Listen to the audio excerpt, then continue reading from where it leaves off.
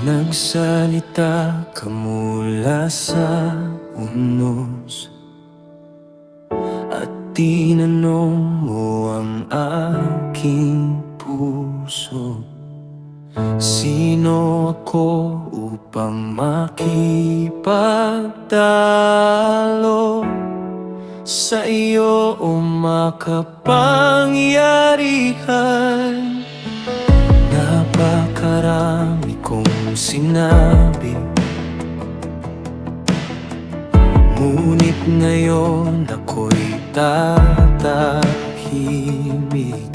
Ilalagay ko ang kamay ko sa aking bibig at yuyuko sa iyong harapan. Hindi ko kayang ihambing ang aking lakas sa iyong lakas. Hindi ko kayang hatulan ang iyong walang hanggang karunungan. Ilalagay ko ang kamay ko sa aking bibig at tatahimik sa iyong kapangyarihan. Hindi dahil wala akong tanong, kundi dahil ikaw ang nakalam. Ilalagay ko ang kamay ko sa aking bibig at iyuyuko sa iyong kapangyarihan. Kapag hindi ko na kayang unawain, sa iyo ako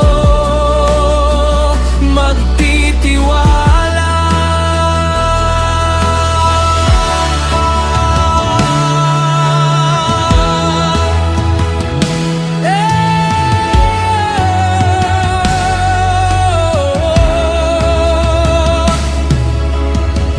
Mayroon ba akong bisig na tulad mo? Kaya ko bang kumulog tulad ng iyong tinig? Kaya ko bang ibagsak ang mapagmataas at humatol sa buong sanlibutan? Kung kaya ko lamang ang lahat, kung kaya kong iligtas ang sarili ko,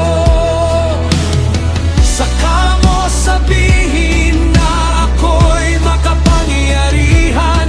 Ngunit ikaw lamang ang may ganitong lakas. Ilalagay ko ang kamay ko sa aking bibig at tatahimik sa iyong kapangyarihan. Hindi dahil wala akong tanong, kundi dahil ikaw ang nakalam. Ilalagay ko ang kamay ko sa aking bibig at iyuyuko sa iyong kapangyarihan.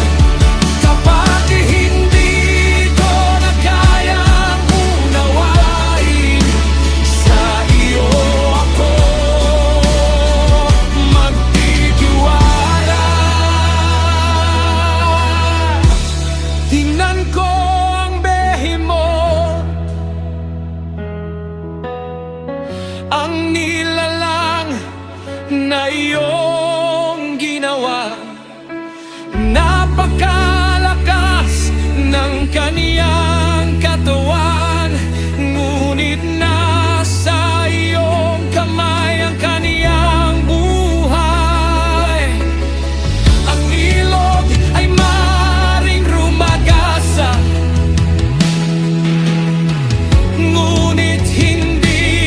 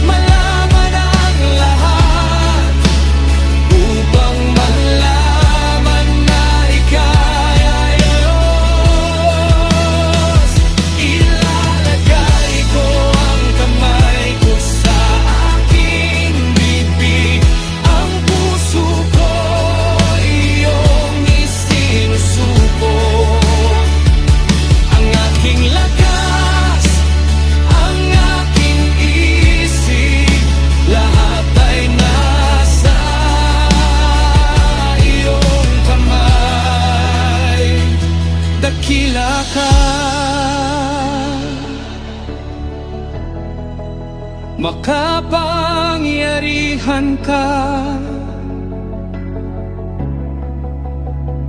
Walang kapantay, ikaw lamang ang Diyos. Ako'y tatahimik, ako'y